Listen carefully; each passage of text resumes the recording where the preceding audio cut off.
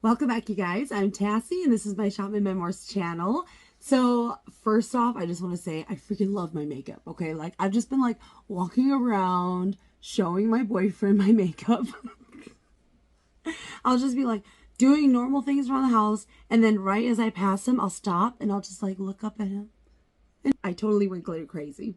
As you guys know from my videos, I love makeup, you guys. I love finding new products. I love trying new things. So on my Tassie Beauty channel, I've been posting more regularly, especially a lot of shorts, just the new products I've been discovering and I really, really love. And I love this look, you guys. I totally went glitter crazy, but it's beautiful.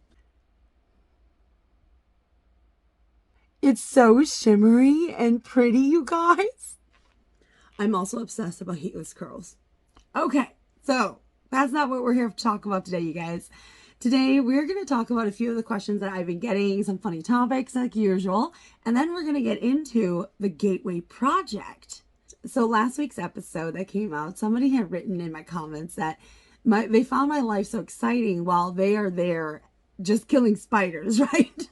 And it really brought up a hilarious story because for some reason, a lot of times when I run into like a really large spider in real life, you guys, okay, not in the spirit world, when I run into a really large spider, usually Molly is with me.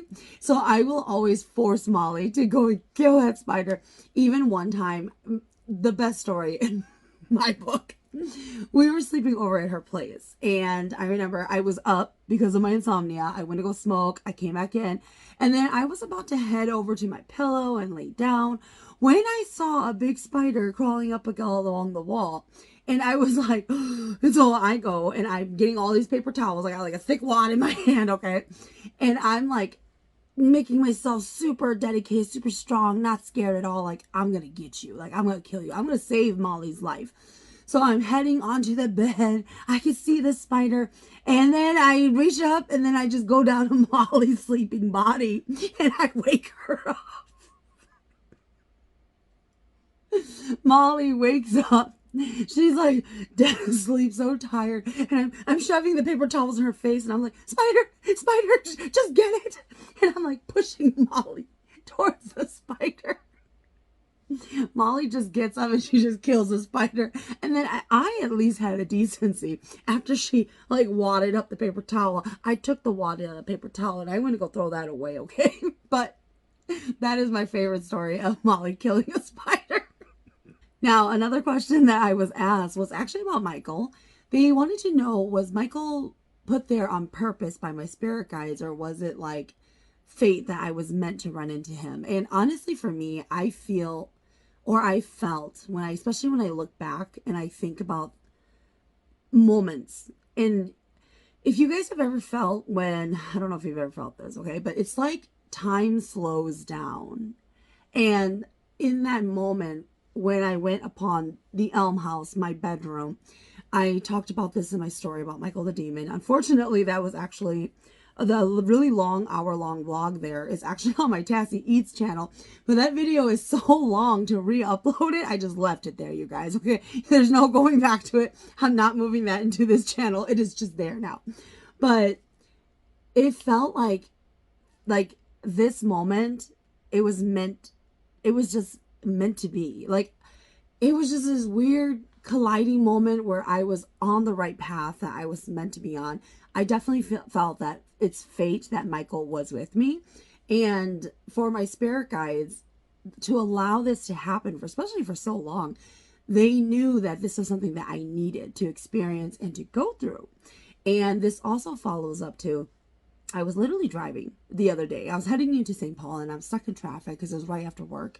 It was actually my niece's graduation ceremony. And so I remember I was driving there and it was one of those moments where I was just sitting in traffic and my spirit guides came down and it was like,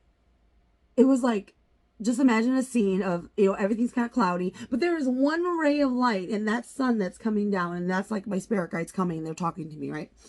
And they were explaining to me that every person who is meant to fight ghosts and demons and do the healing, they were already taught by the heavens prior to coming here. And the individuals who came here, They've agreed. This is their task. This is their duty. They are doing it because the heavens have given them the knowledge, the tools, everything that they need to go into battle. Like, when I think back on when I went into the spirit world and I did all sorts of stuff, and I would come across scenes where I have to like fight, right? No one taught me. Like, my teacher, they don't teach you like, oh, if you come across a ghost in the spirit world, this is what you need to do, right? They don't tell you those things, okay? Your spirit guides need to tell you, and you have to innately know what to do. So that is what has always happened to me when I go into the spirit world. I innately know all of the things that I have to do. No one had to teach me. So they were explaining to me that typically the people who are destined to be like this, they are very, very haunted individuals, and they will go through very scary, traumatic types of supernatural haunting experiences because they need to remember who they are. They have to wake up, and they have to recall their knowledge and the abilities that were given to them, because this is their duty. This is their this is their destiny.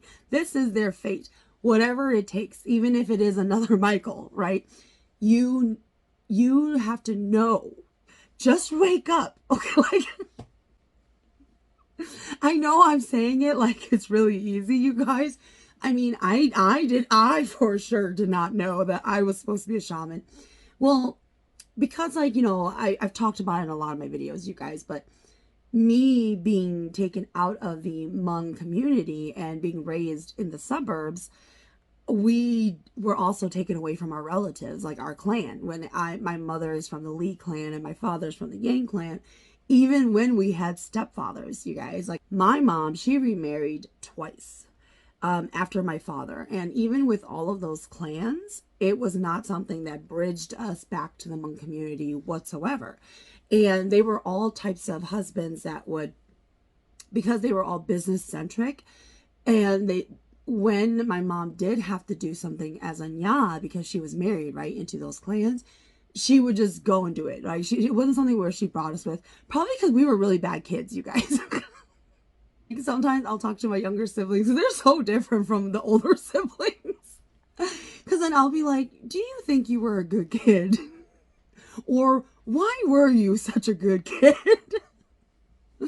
I would ask them, like, why were you such a good kid? Like, why did you listen so much, even when you knew that it was wrong? Or even like, why? Like, because I was trying to understand where were they coming from, that they listened, like, because I don't know what it's like to be a kid who listens. They were like, sometimes I'll be like, well, do you think that you were a good kid? Like, just overarchingly, overall.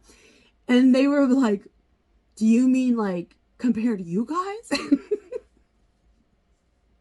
And I'm always like, no, never compare it to us, because we were terrible children. Oh my God. If you guys can recall about the story about the one time we were invited to a ceremony for the Zhang clan. We got kicked out of the house by our own mother because we threw a table down on like a plastic ceremony, like a big, like 64-inch plastic table. We threw it on the wood floors, and we were like, we're fighting right now. All you grannies, all you aunties, come over here. Like, our mom was going to call the police on us. Her children defending her. Okay. Yeah, no, we were not good kids, you guys. Okay, let me come correct. Yeah, no, none of us were good kids. Okay, I know for sure I was not a good kid. But I will say, like, one of my older sisters, she was actually one of those good kids, like, who listened blindly. Like, I am not trying to tell you guys to be bad kids, okay? I'm just telling you, have your own opinions, stand your ground, when you know things are wrong. So it just appeared that I was a bad kid, but in reality, I questioned things. I didn't just accept them blindly because this is the way, like, no. Oh, I swear, if I ever had a daughter, like, we're just squaring up all the time. Anyways, back to the topic here. So again, like, going through all of those terrible, traumatic experiences, these are the individuals who will be placed in those exact shoes and situations. Because, like the OGs always tell us, if everything was picture perfect, you would have never known anything was wrong. So, me not being in this actual community for the Hmong people, knowing shamans, I grew up going to church. I was baptized, you guys. So, it was definitely something where not having that, I would have never known that I was supposed to be a shaman. And when I finally went to start working and I met actual older people who were Hmong, and I started to become friends with them, getting a glimpse into their life, because I found it so fascinatingly messed up. But it was through me learning their experiences and them teaching me, because they realized I was so different and I didn't know anything. That is really what opened up the door for me to come back and realize all along I was supposed to be a shaman. So if I could do it, you can do it, is what I'm trying to say. Now, it's definitely not easy. With me, like here, sharing my experiences and my stories, it is to bridge it for the younger generation, where it's really not going to be easy, because I was very, very blessed and very lucky in a lot of things in my life, right? Like, I have the support. Even though growing up as a child, it was just jingle bells, like we didn't know what was going on at ceremonies. We would hear about it and we would hear our cousins talking about it, but it wasn't something where we had belief in it, or that we ever partook or practiced whatsoever. It was just one of those things where we knew it existed, and that was pretty much it. But we didn't mess around with it, okay? Like, that, let that be known. We just never messed around with shaman things, because you don't really know. Like there's so many people who believed in it. There's a part of you where you're like, I'm just not gonna mess around with this. Like, if you see a shrine, you just don't touch it. You don't even look at it, okay? Like, you just run really quick past the living room. Like, don't look at me, like, because you just know that there's something there, but you don't know what it is, right? So that was pretty much my experience in a nutshell with all of this. But just know, when my spirit guides were ringing home for me, is that you need to wake up and remember and take up arms, and this is the path that you will always fall back into. You can't run away from it.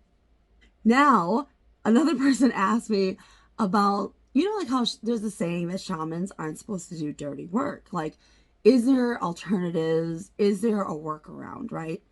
And when you have, and I'll tell you guys this, I know shamans who have given birth, and they are a woman, and they have to change their baby's diapers, right? A lot of times they will get injured, they will feel pain, they will feel sick, but it is something that you have to become strong enough in the spirit world to negotiate with your spirit guides to non-blow, which is get you in trouble with your spirit guides. And for me, like, I did a shorts on YouTube. How do I change Oscar's litter box, right? I put on a 3M face mask. And I need to tell you guys this, okay? Like, a few years back, my boyfriend's mom and them, they had a dog named Sammy. And Sammy was around 17 years old before he passed away. Well, when dogs get to be around 16 to 17 years old, they start to not be able to control their bowel movements, just like a human who gets older, right? So Sammy lives upstairs, and one night we went to go take him out to walk him. We go up there because he lives up there with my boyfriend's mom. And we go up there, and she's not home, but we smell poo everywhere, okay? And it was one of these, it was like the worst night of my life. It was like I was gagging, I was like hurling, like I just needed to throw up and cry, like, because he had accidentally released it on himself, and he got excited seeing us up there, and he was following us around the house, and we just started smelling it everywhere. We didn't know where it was coming from, and then we see trails everywhere. So just imagine my boyfriend and I up there gagging and running around with Clorox wipes. And then we had this dog like following us. Like, oh, where are you going? What are you doing? And we just kept smelling it. You guys, it just kept getting worse. All of a sudden, I stop and I turn around and I look at him. It's on him. So everywhere we went to go clean up and he's following us, he left. He left more. Okay, like, and then we had to clean it off of him. It was in his armpits. It was everywhere. It was never ending, you guys. It was so terrible, and I know he couldn't help it, so I felt so bad. But I am like, oh God, yeah, I threw up. Okay, but so I'm just saying it really just depends on the spirit guides. Usually, when a shaman first raises their shrine, you're going to have very, very particular spirit guides. And if you don't become strong enough to actually control them, it will take over your life, right? So when I first raised my shrine, I could not share food with people. So I really hate sharing food with people, okay, you guys? I hate sharing food with people. Don't ever ask for any of my food. I am Joey from Friends, okay? Tassie does not share food. So whenever we had parties or we went to someone's house for an event, people would always take food out into a separate bowl and when it's first made, because nobody can reach in there and touch the food and eat from it. My spirit guides will not accept it. And another thing is, you know how sometimes people eat and they have napkins? If my napkin touches my plate, inside of my plate, I cannot eat the food anymore. So there's times where, you know, like sometimes if people are eating off of a large tray, they might put their napkin or place a napkin onto the side or the corner of the plate. Like my eyes just go to it and I just give them a lot of side eyes because to my spirit guides, they don't think it's clean anymore, right? So they won't let me eat it. And I will admit, you know, like sometimes I've accidentally, you know, like as I'm setting my napkin down, I drop it early in advance and it falls onto my plate. It touches just the edge of my plate and I quickly brush it off. Like that didn't happen. No, like, and then I'll like still try to eat, like trying to ignore my spirit guides. No, I will get sick, you guys. I still can't eat food that is older than 2+ days. They won't let me eat that either. So, you know, like there are things where I try to test it and I try to eat it still. I can't. But, you know, after I got to my 3rd shrine and everything, I was able to share food again with people. However, there are certain stipulations I still can't get past, like raw food. Now, I gotta share with you guys a real deep, dark secret of mine. And I know that ghosts, they are aware that this is also a deep, dark secret of mine because it will come up in my dreams when they are trying to get me, okay? I cannot handle dirty bathrooms. Like, if a bathroom is dirty, I get so disgusted, you guys. Like, I cannot see hair on the floors, right? I cannot see hair on the sink. I cannot see hair around the toilet, near the toilet. I cannot stand it when I see specks on the mirror of a bathroom, right? Like it makes me want to, if there's anything in the toilet, I like, I start gagging, you guys. Like, it is the rudest thing, especially when I use public restrooms. I hate it because I know it's very rude, but you know, like using public restrooms, I hate it when there's people there because I don't want them to think I think they're dirty. Like, but you know, a girl can't hold back her gagging, okay? I will try to like gag quietly. You guys, I hate gagging, okay? I cannot throw up, you guys. My spirit guys, if they hate anything, it is throwing up. But they get so disgusted. Like, if I have to enter a stall after somebody has left, I have to like calm myself down because then I'm gonna start gagging. And then that person is usually still in the bathroom as I'm gagging, okay? Like, that is the rudest thing, you guys. But I have books of matches in my bathroom because If there is any smell coming from the bathroom, I cannot use like candles, aerosol cans, even poopery. No, I buy the very thick matches. There's like 300 of them in a box, and I have 900 matchsticks, you guys, okay? So that I ask after someone uses my restroom, burn a match, okay? Like, sulfur will get rid of any smell, okay? So, like, it's it is a nightmare that I live with, okay? Like, I cannot handle dirty bathrooms. So if I ever have to use a dirty bathroom and I have no choice, I tell myself, it's okay, because in a third world country, this would be worse. So I need to just accept it, that I am either going to go on myself or I need to use this bathroom, okay? So if there could be some cleaning products around, I would appreciate that, you guys. I will clean it myself. And now my boyfriend, he does this thing, okay? Like, I swear, guys know when we clean the bathroom sink, he will come and start, like, shaving his beard. And I get on him all the time because I will come into my bathroom and I will see his hair around the sink. I go crazy, you guys. Like, I'm like, he will like spread all of this stuff over the sink to catch all of his hair. But then he will miss hair. And I'm like, Booty, how did you not see it? Like, it's a white sink. Like, you can see hair sitting on top. Oh, God. So, yeah, that is my deep, dark secret. The other night, the reason why I'm recalling this, you guys, is because the other night, I had this nightmare that it was my bathroom and somebody had to use it, right? In my dream. That's right. Somebody had to use my bathroom in my dream. I came in after them and there was hair everywhere. I was so mad in my dream. I started to destroy the bathroom. I was knocking out the walls, you guys.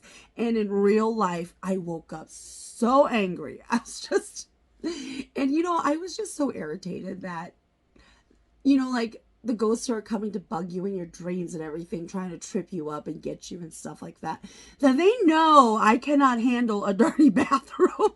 And I always talk to my girlfriend about this, right? Because she's still a practicing shaman. And she's always like, you're funny. They probably just need to be cleansed, And I'm like, no, it's not. It's more than that. It is so wrenching. It is like something I cannot get rid of, you guys.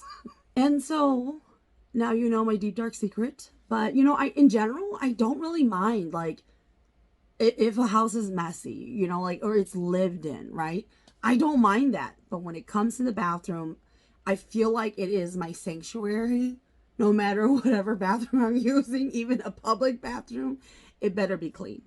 And I think the worst instance was I was at a restaurant and a worker was in the bathroom when I was gagging all over the place. I couldn't help myself. That little boy just kept like smiling, staring at me, and his mom kept telling him, "Don't look, don't look." But I was just going wild in that bathroom. Now, another subject before we move on. Recently, somebody had told me that they woke up and they smelt something rotten.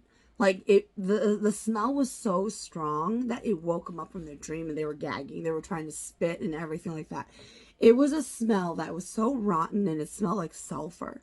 If you ever experience this, it's because either a dead person has come to visit you or you got a demon on you and they're around, okay? So, you never want to wake up to those things.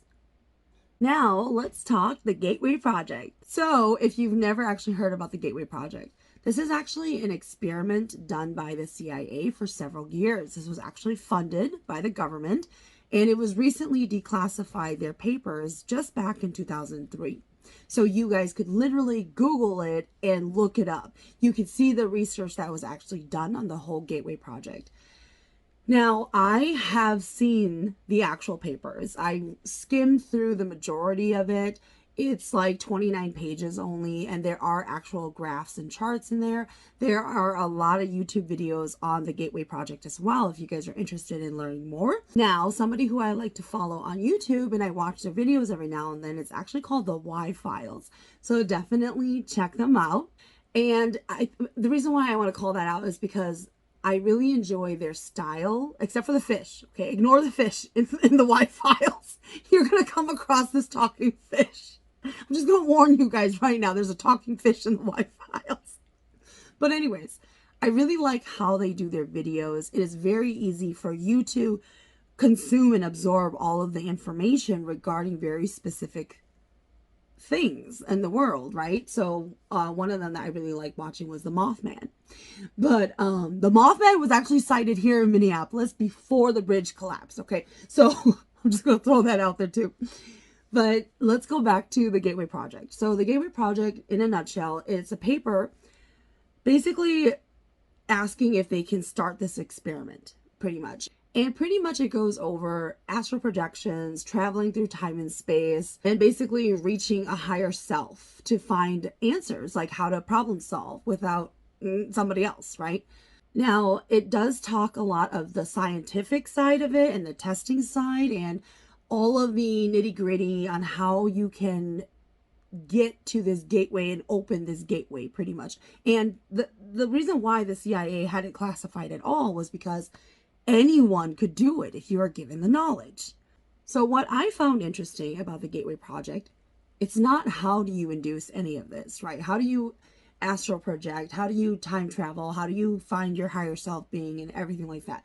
If you're really interested in the paper, I definitely recommend just Google it. It's like the CIA, it pops right up, you guys. So, you know, like if you're interested in reading their science behind it and all the research that they did, it's a great read. It has a lot in there though, but it's only 29 pages. But it also talks about like how the testing methods was trying what they do for potential tests, right? To try and induce this. And anyways, what I found the most interesting though was how it stated that there was a warning, and the warning talked about potential encounters with intelligent and non-friendly entities and how this can incite a psychic war. Sound familiar? So definitely I will speak on like the Hmong community, right? Because in all sorts of different cultures, there is the abilities that are very similar to the only thing that I can say that is similar is because I don't have any experience in Native American shamanism and Korean shamanism, right? I don't have actual experience in those real communities, but there are a lot of similarities. There are a lot of things that when people talk about it, you hear about it, it sounds very similar to Hmong shamans. So I'm only speaking on my experience as a Hmong shaman. Now, I found that very interesting that it was in a classified CIA paper about the Gateway Project. I mean, the government invested money into this and they tested it and they tried it. And they were trying to create psychic soldiers, pretty much. That's what it is. And it sounds like something from a movie, right? My take on this is their warning. I found it so interesting that they also included the potential to run into intelligent, non-friendly entities and inducing a psychic war. Because since the beginning of time, with anybody who could enter the spirit world, this has existed. But now it's like being documented. So anybody can learn magic. Anybody can learn the process on how to astral project, how to enter the spirit world. The spirit world is not guarded. It's not guarded for a reason.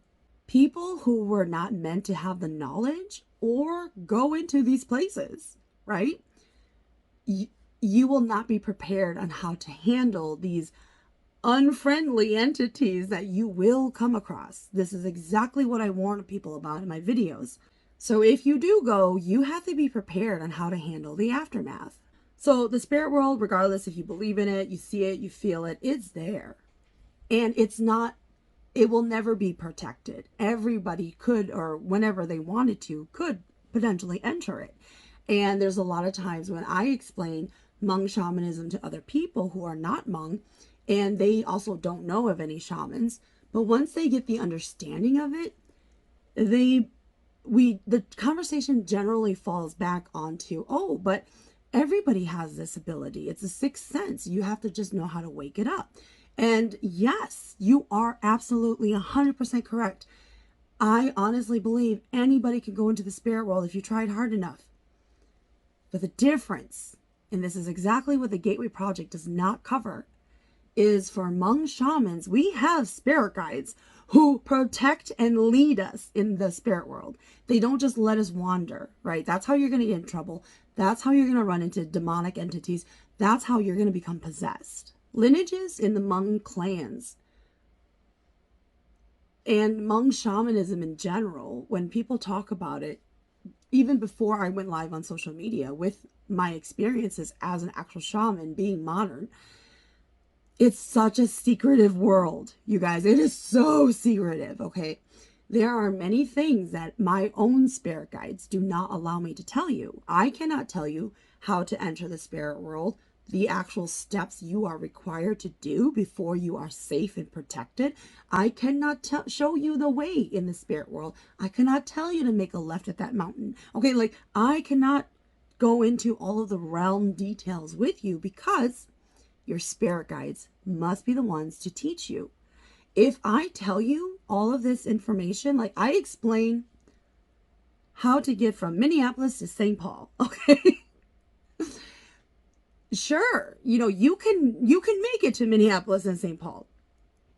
But what if you run across a different freeway? How do you really know in that moment, should I be taking that freeway? Am I headed north? Am I headed east? Am I headed west? What if the road's closed, right? And there's a ghost standing there and you have to get past the ghost. Maybe when I went on that path on 94 headed towards St. Paul, that ghost wasn't there, right? Because the ghost probably saw me coming and was like, I'm going to leave before she kills me. But then what if they see you coming? What does this person want? And now they're not going to leave because they know you're not going to be able to kill them. So now the ghost is there. Well, Tassie didn't tell me about this ghost. So what should you do now? So there's so many things. Like, I can't prepare you that a semi is going to jackknife on the freeway, right? What are you going to do if a semi jackknifes on the freeway? That is the exact same thing, you guys.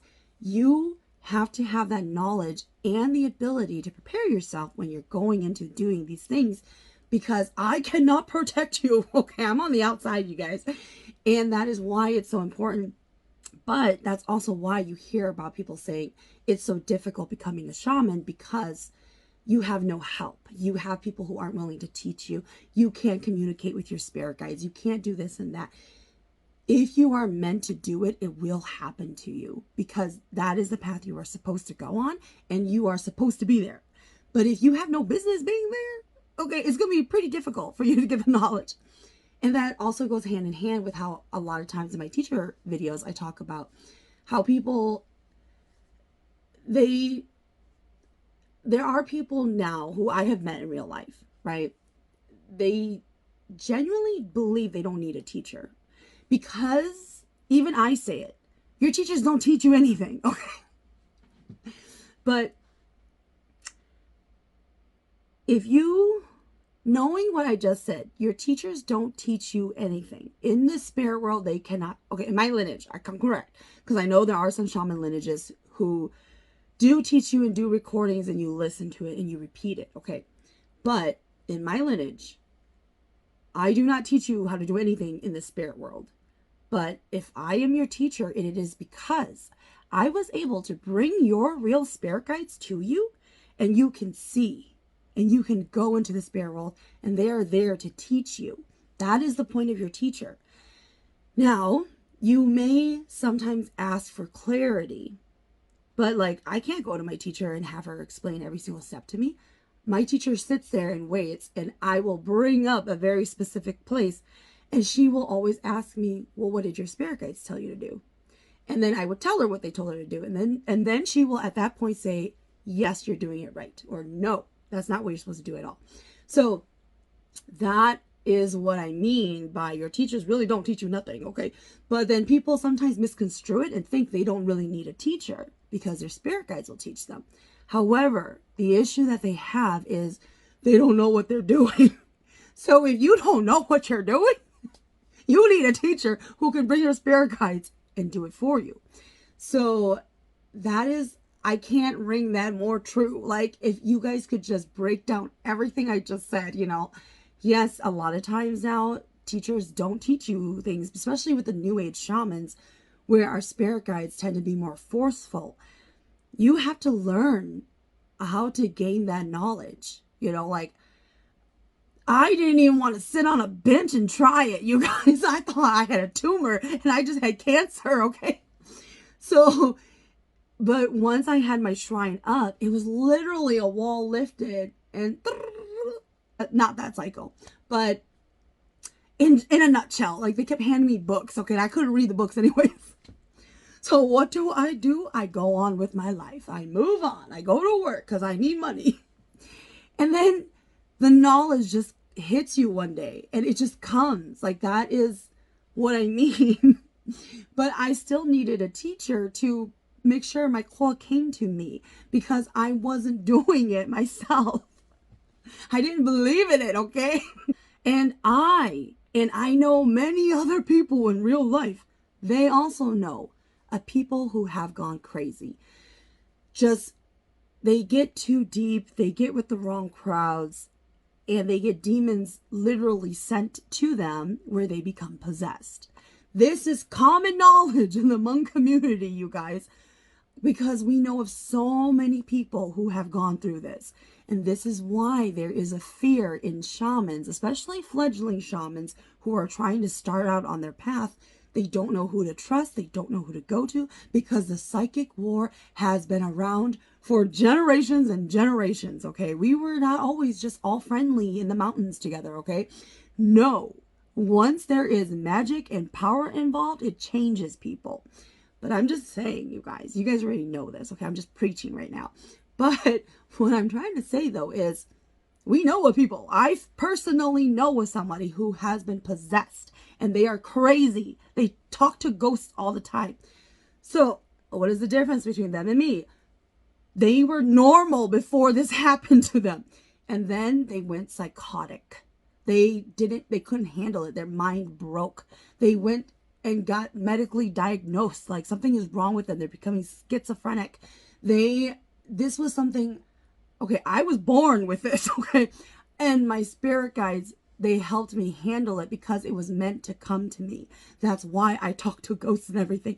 But this individual was a normal individual, as normal as you can get, pretty much. She was married, she had children, she was an elder. And then it got bad. And now she is in too deep where nobody will touch it. There's no shamans. Like, my teacher knows of this person too. Even she won't touch it. It is just something where